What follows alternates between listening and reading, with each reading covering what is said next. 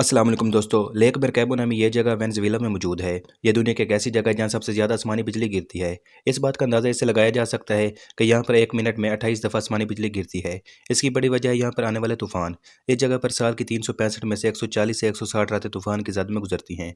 अगर बात की जाए ओवरऑल दुनिया की, तो हर सेकंड में 44 दफ़ा आसमानी बिजली ज़मीन से टकराती है। ये बिजली कैसे पैदा होती है और इतनी बड़ी मिकदार में मिलने वाली मुफ्त बिजली को हम स्टोर करके अपने रोज़मर्रा के कामों में इस्तेमाल क्यों नहीं करते? आज की वीडियो में जानने की कोशिश करेंगे। चलते हैं वीडियो की तरफ।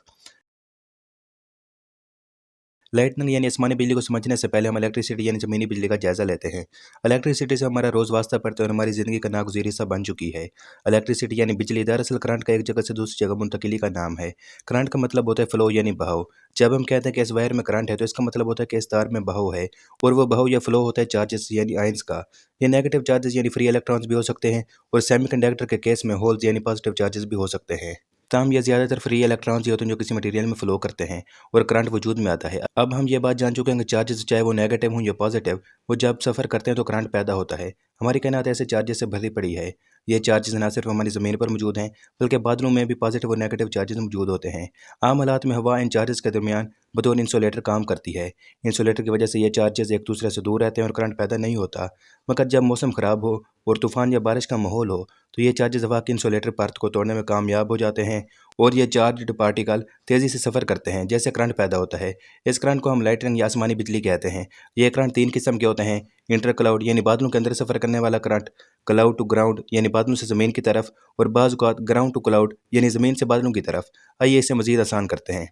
फ़र्ज़ करें ये बादल हैं, इनकी निचली सतह पर नेगेटिव चार्ज है यानी फ्री इलेक्ट्रॉन्स मौजूद हैं, और ज़मीन की सतह पर पाया जाने वाला चार्ज पॉजिटिव है। मुखालिफ चार्ज एक दूसरे को अट्रैक्ट करते हैं। नमी की वजह से हवा बतौर इंसुलेटर ठीक से काम नहीं कर रही, तो बादलों में मौजूद ये फ्री इलेक्ट्रॉन्स तेज़ी से ज़मीन की तरफ सफ़र करते हैं। इलेक्ट्रॉन्स का यही सफ़र करंट कहलाता है, और इसी को हम लाइटनिंग यानी आसमानी बिजली कहते हैं। जब यह बिजली पैदा होती है, तो साथ ही बहुत ज़्यादा हीट भी पैदा होती है, जिससे हवा तेज़ी से गर्म होकर फैलती है और एक बहुत बड़ा धमाका होता है,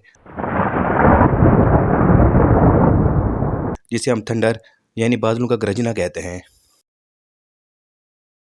अब आते हैं कि आखिर हम इस बिजली को स्टोर करके अपने काम क्यों नहीं लाते। इसकी दो बड़ी वजूहात हैं। पहली बात तो ये कि हमारे पास ऐसा कोई आला मौजूद नहीं जो इतनी बड़ी मिकदार में एनर्जी को बर्दाश्त करे और फिर इसे स्टोर करे और फिर थोड़ा थोड़ा करके आगे सप्लाई करे, ताकि हम इसे इस्तेमाल कर सकें। अगर कोई ऐसा करने की कोशिश भी करे, तो वो जल कर राख हो जाएगा। दूसरे नंबर पर हमारे पास ऐसा कोई इंस्ट्रूमेंट मौजूद नहीं जो ये बता सके कि किस वक्त और किस जगह पर आसमानी बिजली ने गिरना है।